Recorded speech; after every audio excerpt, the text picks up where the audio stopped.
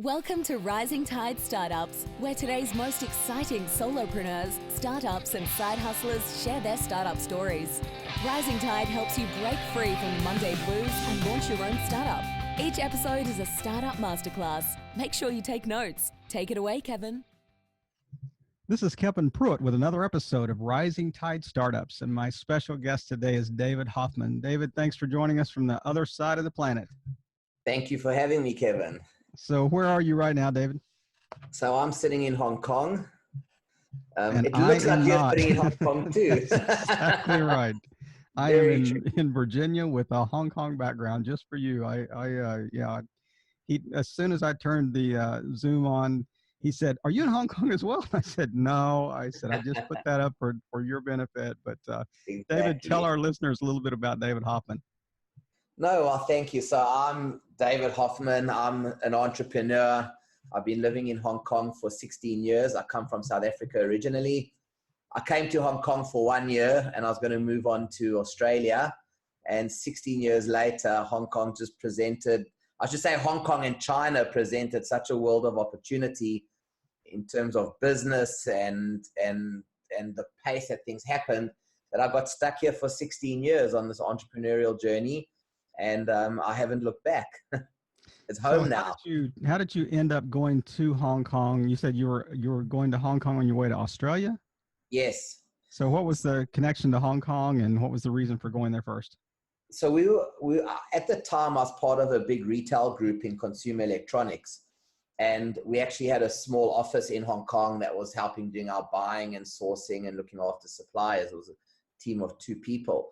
So, our group had opened up in Australia and my business partner had already moved to Australia and we were chatting. A lot of South Africans want to leave. It's unfortunate, because of the political climate. And so we kind of had a chat and we said, well, look, we need to do something with this Hong Kong office and, really set it up properly, because it really always acted as a hub for us to do other businesses and to support our wholesale and retail businesses.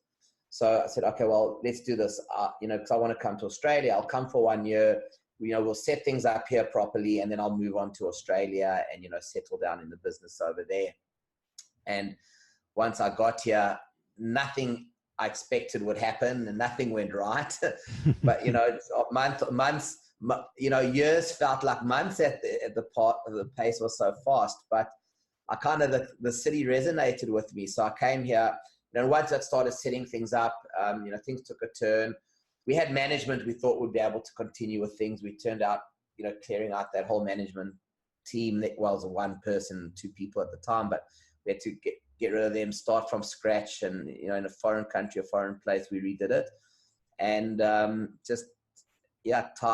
time ticked by and opportunities presented themselves. And we ended up building a really big business here in Hong Kong and China. So I never got to Australia. I may still one day. I guess, maybe you can get Zoom and you can put Australia in your virtual background and then exactly. That way you can say you've been there. But so tell me the climate. So Hong Kong went back to China in 99? 97. 97. Okay. So went back to China in 97. So you actually came after that transfer, right? Exactly. So what do you think would have been it's a kind of off the cuff question here. So what do you think the business climate, or how did it actually change for the business community, like especially the expat community in Hong Kong when that transfer happened, and how has that affected you moving forward? I speak to a lot of expats about that question.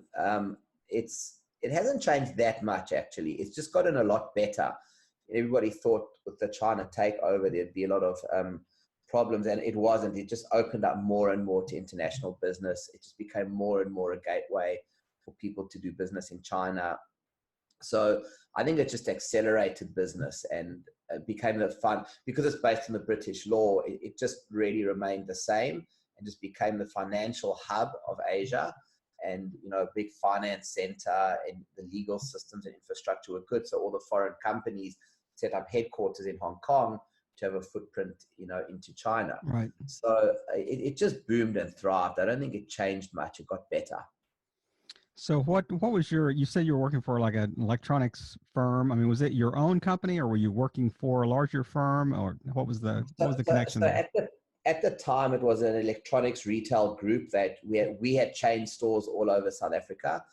My partner was actually the founder of that business. He was my boss at the time. He became my mentor and business partner many years later. So, that was kind of my starting ground in business, was being able to work for this company. We kind of grew quite senior, and it was a public company at that stage in South Africa already, and they were expanding into Australia and to other places. Then, there's a whole lot of corporate actions that happened, et cetera, et cetera. To cut a long story short, we just ended up unbundling the Hong Kong, China operations and, setting it up as a standalone business. And, that really became the backbone of many product businesses that we've launched, many products we've brought to market, and many businesses we've started around having this infrastructure here.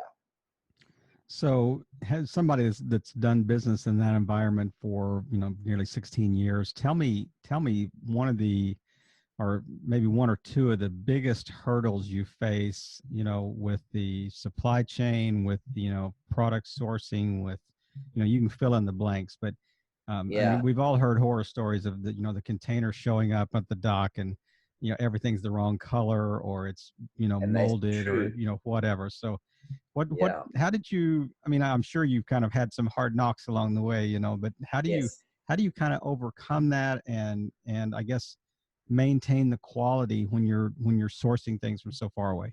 Yes.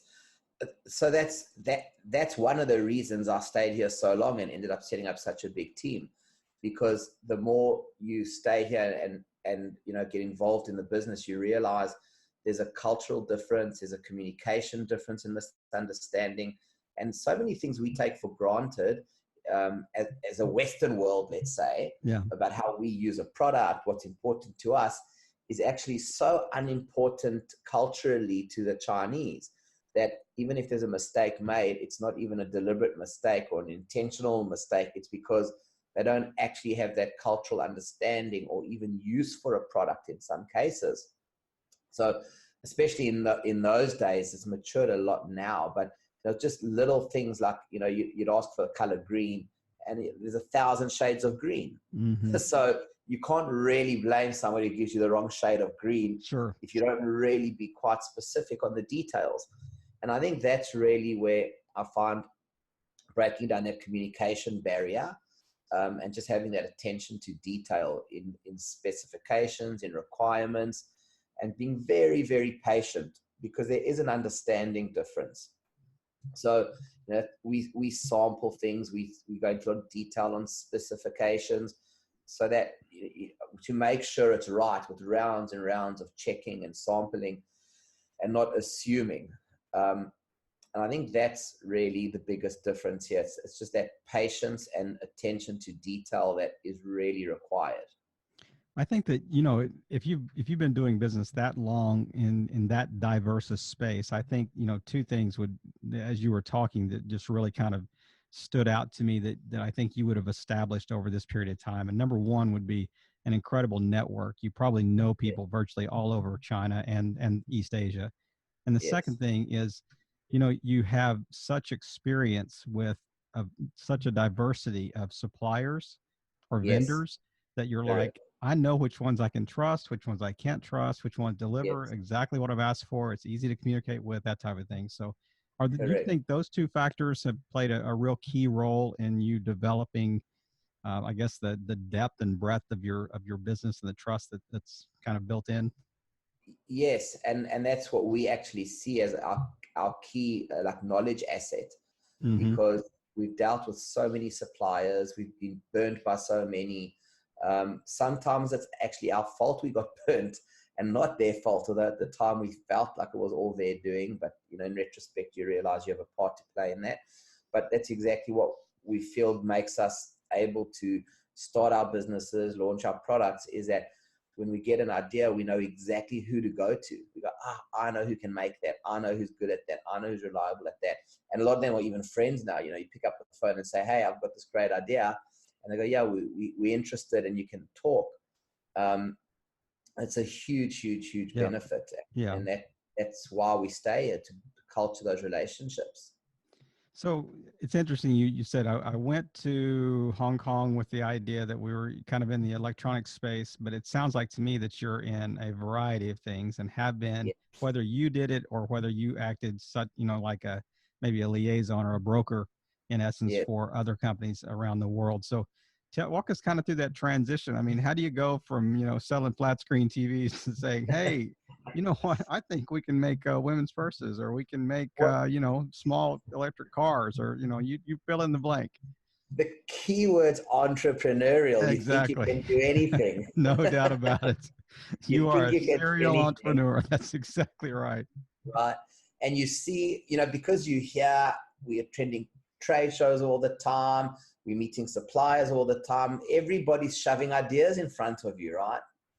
And then you go, oh, that's a great one. Oh, I love that. And that's so clever. That's so smart. And then the next day you've got a business around it. Most of them usually unsuccessful, to be fair. But, it all does start with that initial enthusiasm. Hey, Thomas Edison, didn't he say, I didn't ever fail. I just found 10,000 ways that didn't work. I love that. I love that. You're right. I mean, so if I look back, from having, the business here and operations here, we've launched baby products. We've launched a clothing line. I don't know how, it's another long story. Because being in Asia is not just like what you find, is you meet people in industries. It's such a small community here that, you socialize with people that are in completely different industries. They become your friends. And you realize, okay, well, they've got a great expertise in this space, like clothing as an example. And you go, okay, well, we got a great expertise in this space. Let's get together and start something. Exactly. So we've done clothing. We actually started Australia's largest online retailer, which was called oo.com.au, which we sold 8 or 9 years ago. But that whole business at the time when eBay was just booming and online was booming, it became Australia's second largest. That whole business literally just started because we had access to products in China and thought it would be a good idea to sell them online. And wow. So we've got from online retail, clothing brands. We've got a business now where we're developing apps and software for the tutoring space. And, everything, each one has its own story about how it came to be. But a lot of it stems from us being here. I think also one of the things that helped us is, our bread and butter is consumer electronics. Mm-hmm. And that bread and butter, because we work with a lot of big brands on licensing their brands and developing the products, it's also allowed us to open quite a big distribution network, right? Like in different countries of people selling those brands and those products in different countries. And even through those relationships, you meet people that are involved in other businesses or become an interesting sales channel for a new product you find. And you go, well, hey, is this baby mixer interesting for you? Oh, yes, we happen to have a baby mixer division. So it is a bit, it's a bit mixed up, but it makes a lot of sense when you go through it from start to finish and you see how the dots connect. I mean, I love just listening to, and you can just see your eyes light up as you go from like product to product to product.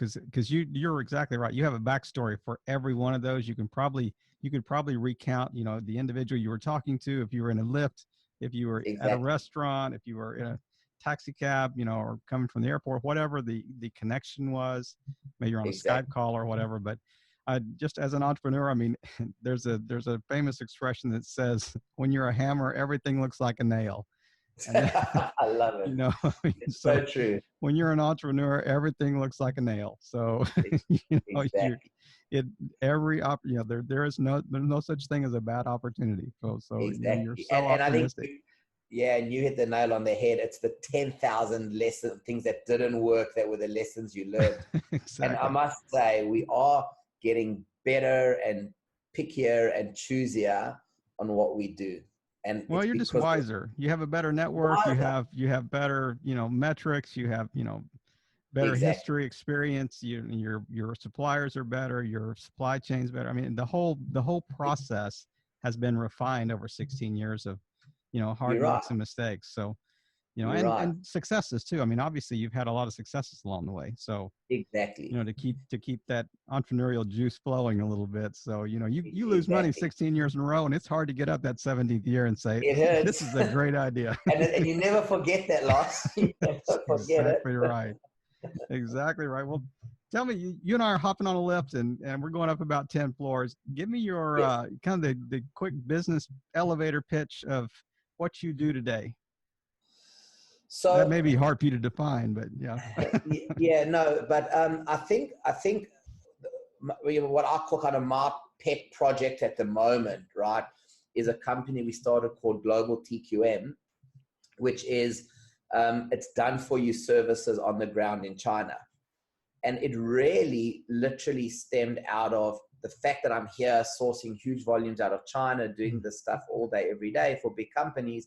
You know, I had a lot of people, literally friends, family, coming to me and saying, oh, I started this business. I've contacted this supplier in China and they've been messing me around for a month and they took my money for a deposit, or I can't get the samples right, or the stock's all damaged. What do I do? And I would just help them and say, well, look, let me call the factory. I'll get one of my staff in China to speak to them. We'd have a 10-minute conversation and it's resolved. Or, you know, or they needed something and I put them in contact with the right supplier and they were like so grateful. And of course, you know, as friends, family, you can't really charge them for that. You know, they say, charge me. And you go, I don't even know what to charge you. Yeah. You know, we're not geared for that. But like, it did get me thinking to how can we really splice up what we do in a kind of a done for you service, pay on demand, you know, because not everybody is going to see projects through. Right. I really found that I was enjoying helping people bring their product ideas to reality, helping people start their own business because they, you know, through sourcing products from China.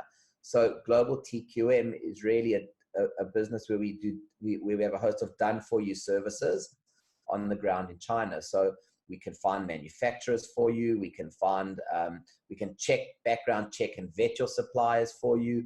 We can handle the order management process for you and all the commercial documentation and communication. We can inspect your goods at the factory before they leave. We can help you with engineering and compliance. So we kind of broke it down into literally an a la carte menu of done for you services, and linked to that, which we're launching now.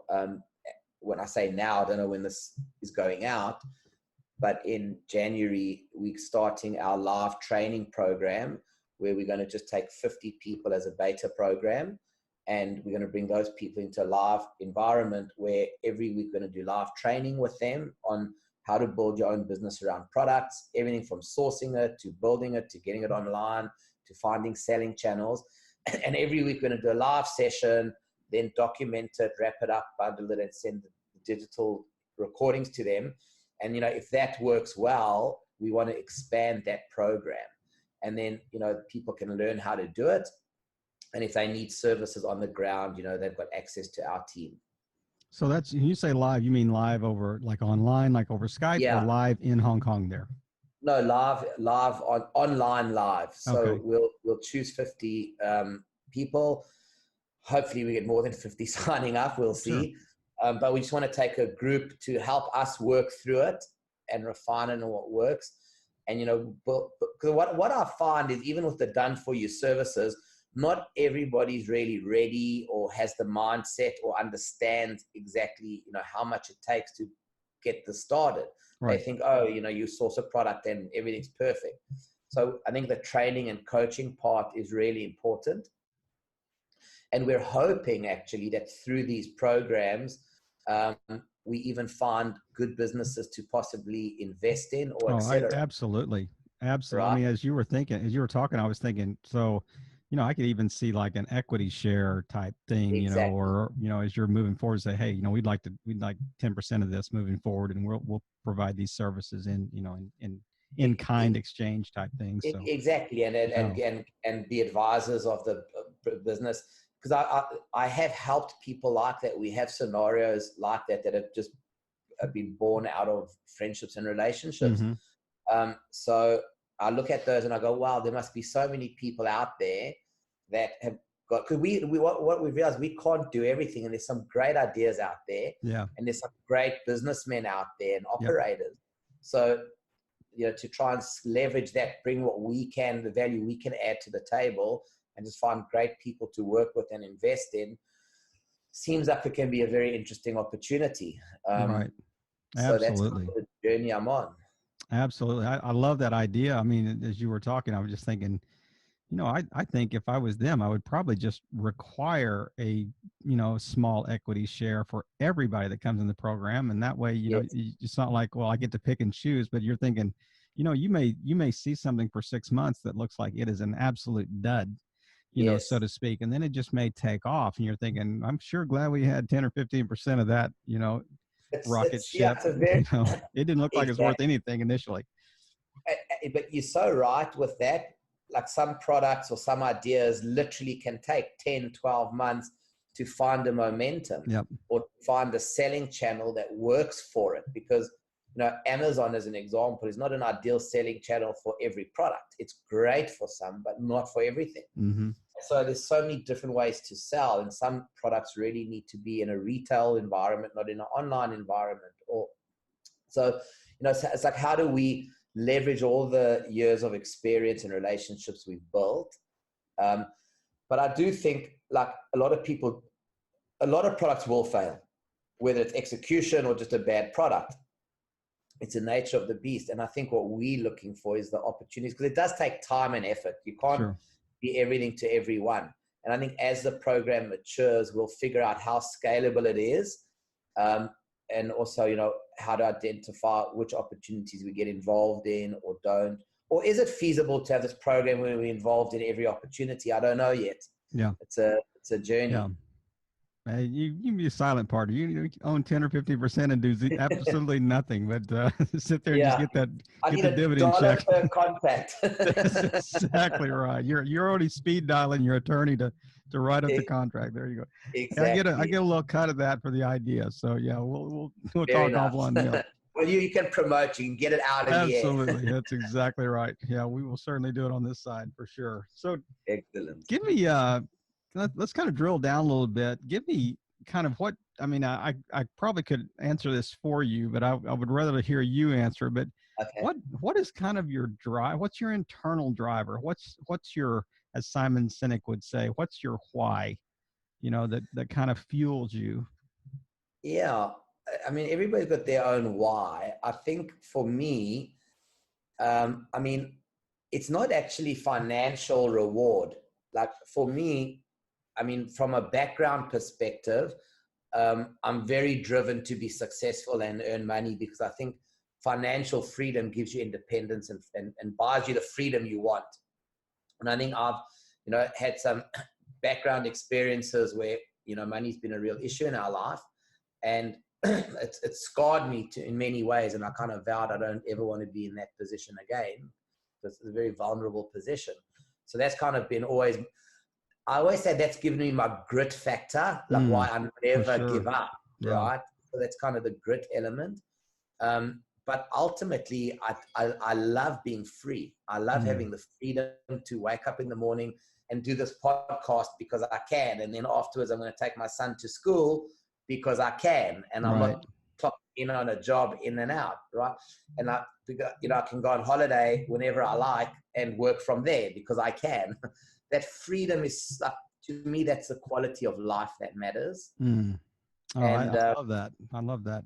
Yeah, and that's what really drives me a lot. And every time, people say, "No, what's your hobby?" Like I go, actually, business is my hobby. I love all our businesses we get involved in. I love starting them. I love being involved in them. I love discussing them, nurturing them, seeing what directions we're going to take with them. And maybe I'm lucky in a way. Some people go boating, fishing, camping. I don't. I can sit all weekend researching about a business, checking other companies, and figuring out what and mapping out my plan. I love doing that. So that's like a big, for me, it keeps me busy. It keeps me occupied. And, the success, the feeling you get when it's successful is the best. Yeah, absolutely. let me give you a statement, and you tell me what you think about this. I mean, there's Yeah, another quote that talks about, if you do what you love, you'll never work another day in your life. So exactly. tell me, how does that resonate? I mean, do you say, yes, absolutely, that's truth, or is it you say, no, I'm working all the time. I get up and it's hard graft, but Yes, how does that fit I, in your I think ecosystem? so. I think firstly, when I started, I worked because I had to, not because I loved it.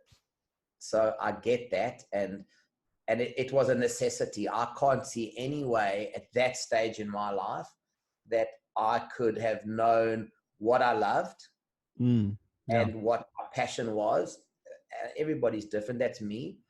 And just by putting my head down and working because I had to, but being very opportunistic. Whatever I did very well and became good at it. And, I was lucky I was recognized through that. And then, those brought me more and more opportunities, and I kept on taking them because they, stepped me up and up. But sorry, I just want to come back to your question. I digress a little bit. You were saying about just refresh my memory. Well, What was just it? the whole idea, if you Yeah. do what you love, you kind of never work another day in your life. I mean, how does that Yes. kind of fit Yeah. in Yeah. your Yeah. ethos? Yeah. So for me, it was a case of like, it wasn't what I loved. And over time, I was lucky it molded and shaped into what I loved Yeah, doing. And I that's good. discovered what I loved through it. But yeah, to the point of you never work another day. You do work. You're busy. You actually work twice as hard, three Right. times as hard, and you're three times as busy, because when you love it, it doesn't, it's still work. It just doesn't feel like work. That's a great way to put that. And I think, as you get better at it, you're more productive, you're more efficient, you're more, Exactly. And experienced, you work whatever. twice as hard because it doesn't Yeah, feel like work. So for now you sure. go to bed, you go, oh, I had this great idea. Let me write that down. Or, oh, let me just message this guy quickly on this. Whereas if you didn't love it, you wouldn't do that. So the truth is, you work non-stop when you love it, Yeah. but it doesn't feel like work. It just feels like you. Are you actually working, or is it just your mind is spinning? Like the gears, the internal gears are always spinning about ideas, or Exactly. I don't know what the differentiation is anymore, because it all starts with the ideas. it's all gray together. Yeah. Do you Yeah, have to yeah, be passionate about the product? Do you think that's important? Does that yeah. help in any way? Like, do you choose things you like or you care about, or do you say the product is not what's important? It's the market fit. It's the need. Yeah, It's margins. I must be honest, some of the products that we've done haven't per se been something that I've been incredibly like a massive fan of. I don't think that's right though, but it's just the truth. But I still fundamentally believe the product has a place. And Sure. I still fundamentally believe and have been convinced that the product has a place and has a need, and that through all my research and conversation and discussion, people like it and want it.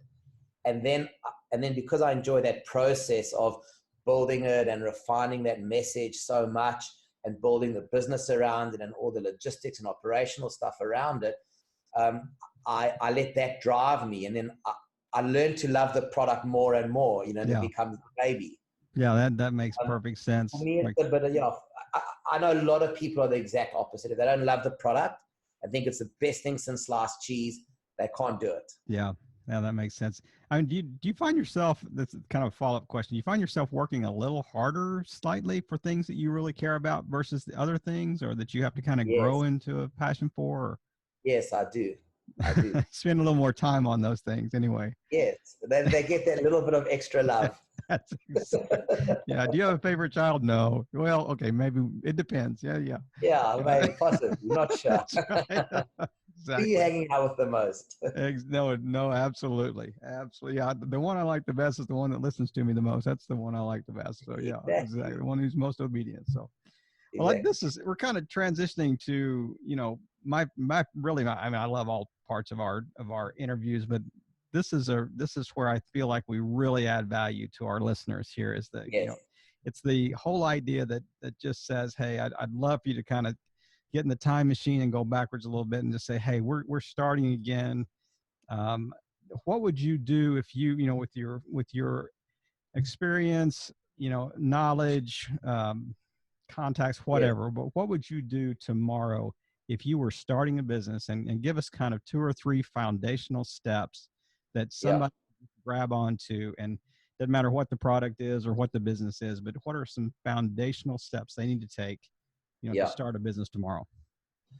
So I think for me, a couple of the learnings is that I'd only work with people I trust and like. That's become so much more important to me. Is if I don't enjoy the people I'm working with, as people and as business people in the way they think and work, I just won't do that anymore. And if going back, I wouldn't do that. And I have to really trust them. Contracts are contracts and you need them, but I fundamentally have to trust the person and go, you know what, with or without the contract, I think these people are going to do the right thing. I think we've got the same mindset. That's really important to me.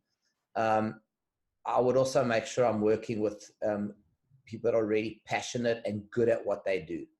I think some of the mistakes I made in the earlier years is working with people that I think I can mold and shape better than what I really could. And I think when you find experts or guys that are really talented and much better than you in those things, it doesn't matter how much they cost, it doesn't matter what they want. I think they accelerate you so much that it's worth every penny. And I look back, I think I could have done a lot more. We could have done a lot more if we had in those days said, let's just get the best guy for this, the best guy for this. And I think we would have accelerated our businesses by 5 years easily. So what business would you start tomorrow if you were going to start it? Now look at the smile on the serial entrepreneur's face. I feel like I'm starting. I feel like I can start one every day. That's right. True. Look, there's 2 businesses that we're involved in at the moment that I'm actually really happy about. And I'm happy we're doing them, and we are doing them. And the one is GlobalTQM, which is a services and training business to get more entrepreneurs into our world and space. I'm really am passionate about that. And our tutor time business in Australia, which is an app for matching tutors to parents. I'm really enjoying that space too. So honestly, in fact, we dropped a lot of projects. We had a lot of things going on, and me and my partner sat down and we said, we just got too many things going on. Jack of all trades, master of none. Exactly. Yeah. And we actually did exactly that exercise, and we cherry picked the 2 things we care about the most. And if everything went bankrupt tomorrow, I'd probably sit down and say, GlobalTQM is a business I want to do. I want to teach people, work with entrepreneurs, help them, show them, guide them, and build a community of entrepreneurs, and plug in the done for you services. Right. I think that's exactly what I'd probably do. And this is, is this primarily like a product sourcing, like incubator that you're, walking through? So, primarily sourcing products from China, right? Or is this much broader than that? So it started as sourcing products from China and the done for you services, which I think is the starting point. And then as people get into it more and more, we're going to look at who's going to qualify to enter the training program. Because I don't think it's suitable. I truly don't think it's right for everyone. We've got people that come to the trade shows. We accompany them to the trade shows. It's just not in their blood. Yep. So you do need to go through that journey and see, okay, who's really excelling at this, who's kind of got a bit of the passion for it and can do that hard work that it takes and see it through, and then bring them into training programs and help them get further and further along the line. There's a lot of, Kickstarter is a great space for something similar where people pitch product ideas, raise money first, and then start bringing it to reality. Mm-hmm. But there's a lot of, I have a lot of friends who sell on Kickstarter as an example, who post Kickstarter don't know what to do. They've now actually got a great product. It sold well for that promotional period, as an example. And then they don't know where to from here. Now what? How do we scale our production? How do we get into other selling channels? How do we maybe get into retail? How do we get into other countries? So I think that bigger picture is what really excites us. But it starts with the training and the done-for-you services. It builds a base and a foundation. Right. I mean, I think there's so many. I mean, you can go in so many directions, from Yes. here. And I mean, I've read some about like the ASEAN market, the Southeast Asia, Yes. countries, coming together, kind of like their own version of the European community. Yes. Are there other countries outside of China that are becoming or coming online as good source countries? I mean, thinking of Vietnam, I'm thinking of Thailand, Indonesia. I mean, are they kind of coming into their own? Yeah, there's a lot, especially with all the trade war tariffs, because people are forced to move to their manufacturing outside of China. So, yeah. You hit them all on the head. Vietnam, Vietnam's a big one. Cambodia is a big one as well. Mm-hmm. There's a lot. India, surprisingly enough, hasn't really been stepping up as much as I thought they would. So I think there was a big opportunity there. But yeah, I think manufacturing's spreading all over. And like the different countries have got different skill sets. Like there's a lot of beautiful homewares that come from Vietnam and come from the Philippines now even. Right. So it does spread. Yeah, it's just interesting to look at kind of the idea that we truly are in like a global village now. I mean, everything is within easy access. I mean, just with the advent of the internet, it has just opened up so many markets, and with air travel so easy, but it's amazing. I could sit here and just kind of pick your brain all night long, because you got two entrepreneurs on either side of the microphone just talking shop here. So it's a great conversation. But as we're wrapping up tonight, is there anything that I haven't asked you about that you just kind of want to close us with, and then just tell people where the best place maybe to find you online, and we'll make sure that your course link is in the show notes to as you're heading into 2020. But yeah, wrap us up with anything you want to share. Well, I think you've hit all the sweet points. To be honest, there's nothing else I can add except that I just think fundamentally it takes grit, and you've got to do something you enjoy doing. Like that perseverance and enjoying what you do, to me, is the most important thing. And if you don't have those two things, find something else, because they're interconnected and interrelated. If anybody wants to kind of find us and talk to us or me, our website is globaltqm.com. And there's a button there where you can just schedule a free call. And I mean, although we get a lot of calls and we've got a team that take them, you can just put in there, want to chat to David, heard him on this podcast, no problem. Say heard on Rising Tides. I see every call that comes through. I'm happy to chat to anybody who's got interest or wants to talk to me further. That's what we do. And especially if they want to get products launched and need help in China, we're here to help.